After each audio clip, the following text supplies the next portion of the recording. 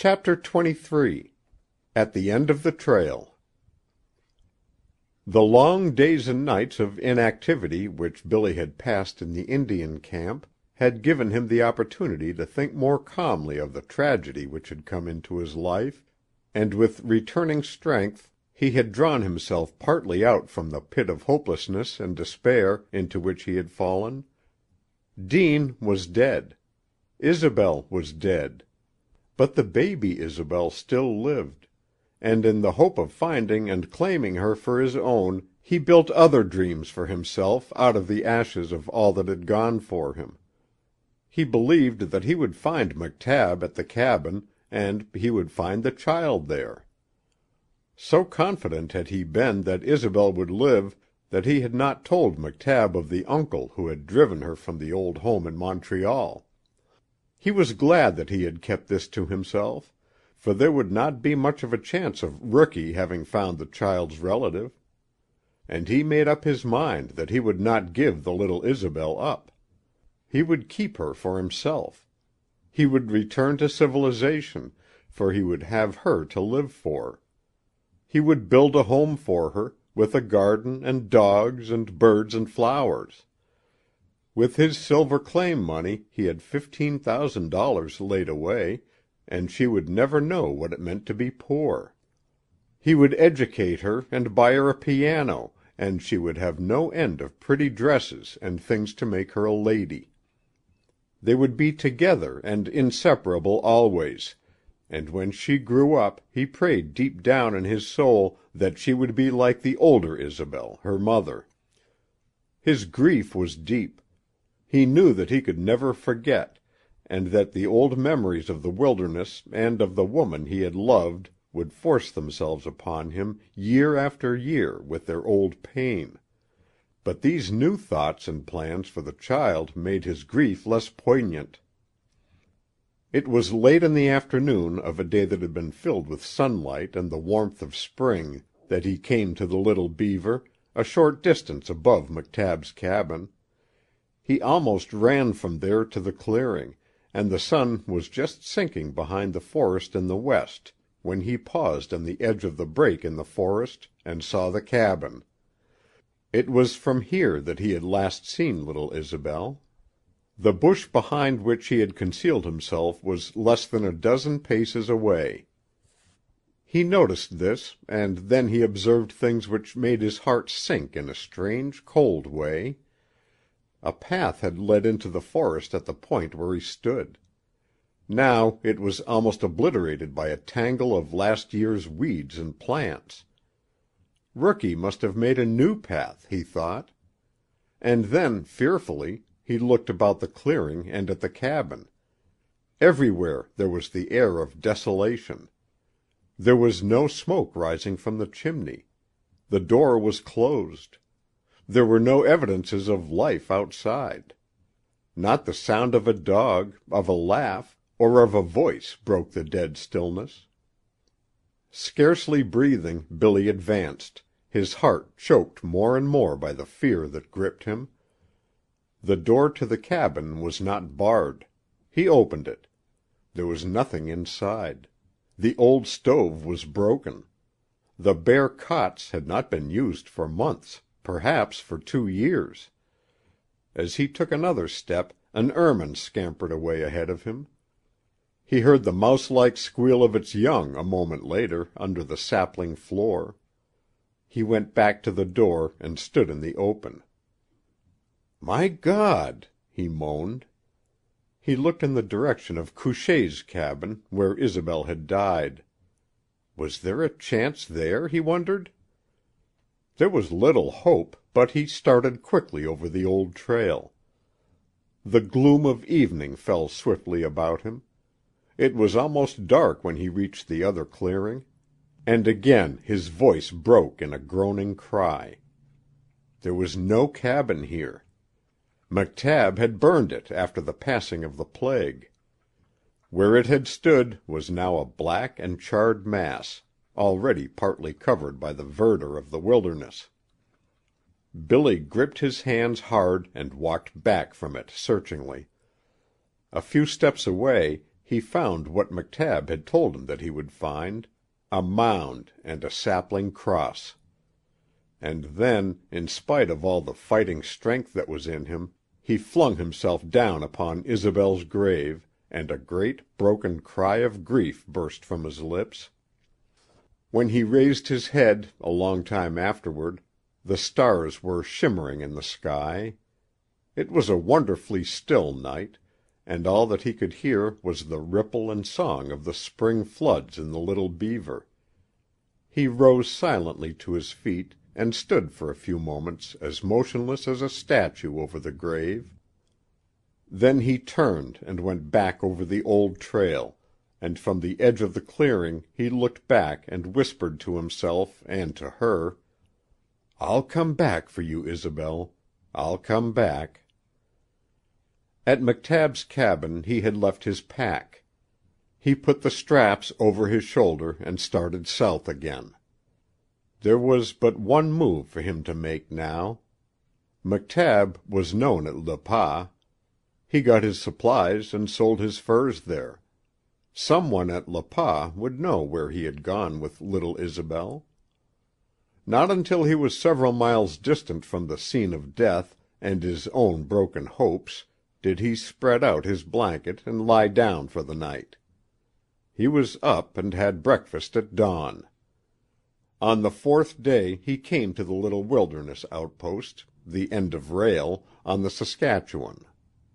Within an hour he discovered that Rookie McTabb had not been to Le Pas for nearly 2 years. No one had seen him with a child.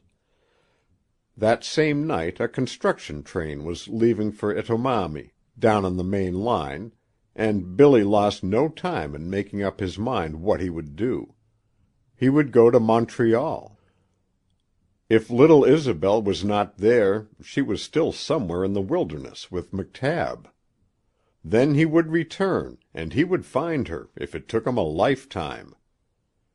Days and nights of travel followed, and during those days and nights Billy prayed that he would not find her in Montreal. If by some chance McTabb had discovered her relatives, if Isobel had revealed her secret to him before she died, his last hope in life was gone. He did not think of wasting time in the purchase of new clothes. That would have meant the missing of a train. He still wore his wilderness outfit, even to his fur cap. As he traveled farther eastward, people began to regard him curiously. He got the porter to shave off his beard, but his hair was long. His moccasins and German socks were ragged and torn, and there were rents in his caribou skin coat and his heavy Hudson's Bay sweater shirt. The hardships he had gone through had left their lines in his face. There was something about him, outside of his strange attire, that made men look at him more than once. Women, more keenly observant than the men, saw the deep-seated grief in his eyes. As he approached Montreal, he kept himself more and more aloof from the others. When at last the train came to a stop at the big station in the heart of the city, he walked through the gates and strode up the hill toward Mount Royal. It was an hour or more past noon, and he had eaten nothing since morning. But he had no thought of hunger. 20 minutes later he was at the foot of the street on which Isobel had told him that she had lived. One by one he passed the old houses of brick and stone, sheltered behind their solid walls. There had been no change in the years since he had been there.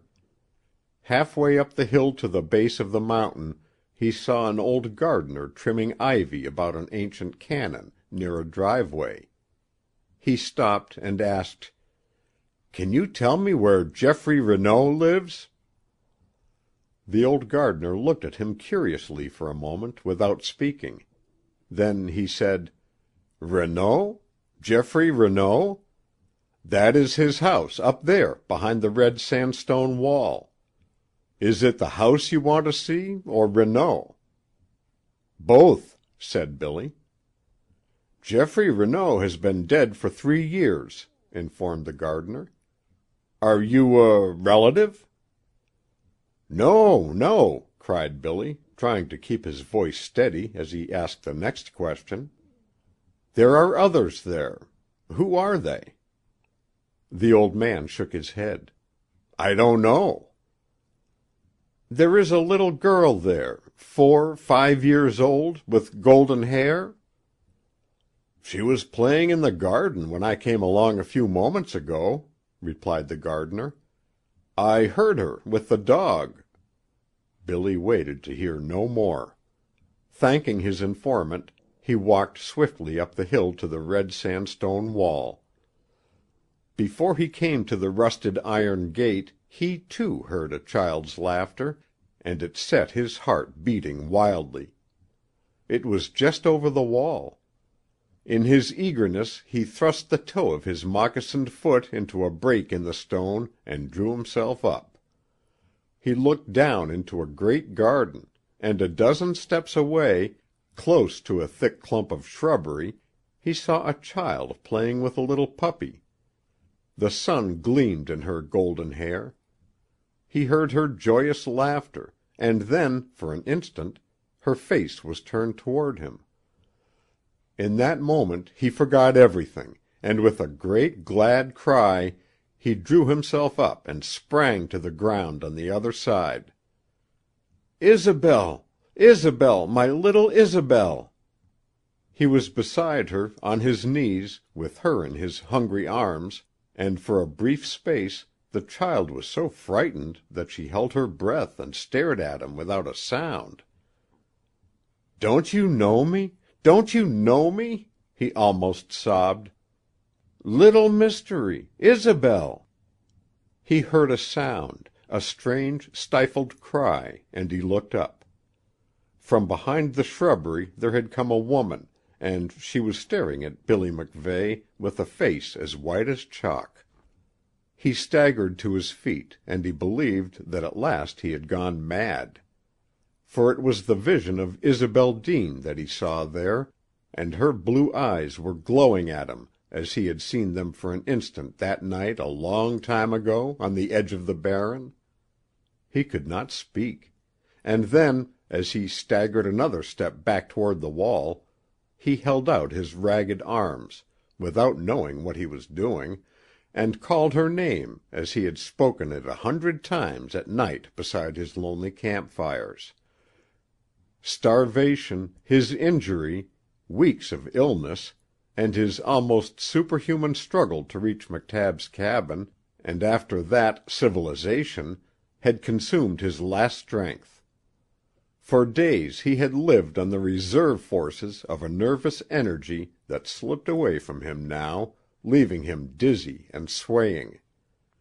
He fought to overcome the weakness that seemed to have taken the last ounce of strength from his exhausted body, but in spite of his strongest efforts the sunlit garden suddenly darkened before his eyes. In that moment the vision became real, and as he turned toward the wall, Isobel Deane called him by name, and in another moment she was at his side, clutching him almost fiercely by the arms and calling him by name over and over again. The weakness and dizziness passed from him in a moment, but in that space he seemed only to realize that he must get back, over the wall. "I wouldn't have come, but I thought you were dead," he said. "They told me you were dead. I'm glad, but I wouldn't have come."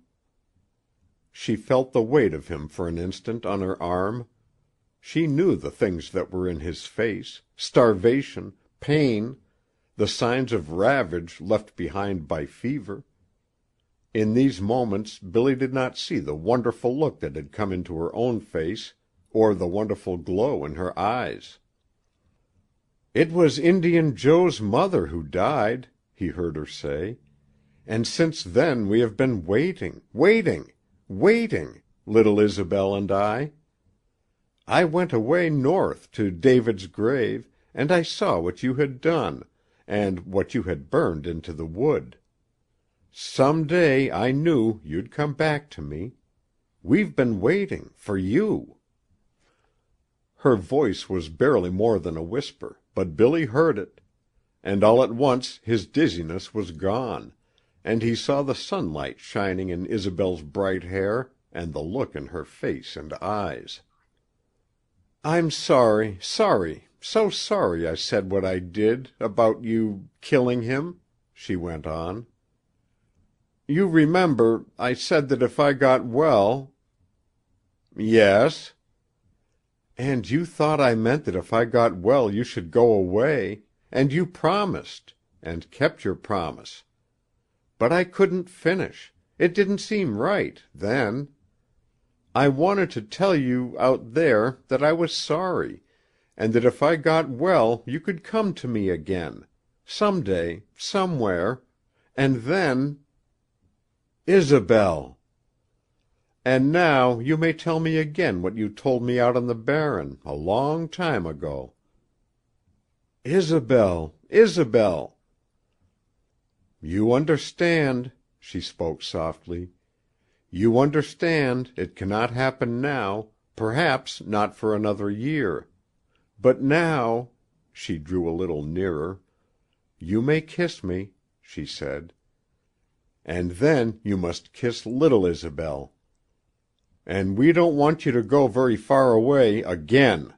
It's lonely, terribly lonely all by ourselves in the city, and we're glad you've come, so glad—" Her voice broke to a sobbing whisper, and as Billy opened his great ragged arms and caught her to him he heard that whisper again, saying, "We're glad, glad, glad you've come back to us." "And I may stay?" She raised her face, glorious in its welcome. "If you want me, still." At last he believed. But he could not speak. He bent his face to hers, and for a moment they stood thus, while from behind the shrubbery came the sound of little Isobel's joyous laughter. The End. End of chapter 23. Recording by Roger Moline. End of Isobel, a Romance of the Northern Trail by James Oliver Curwood.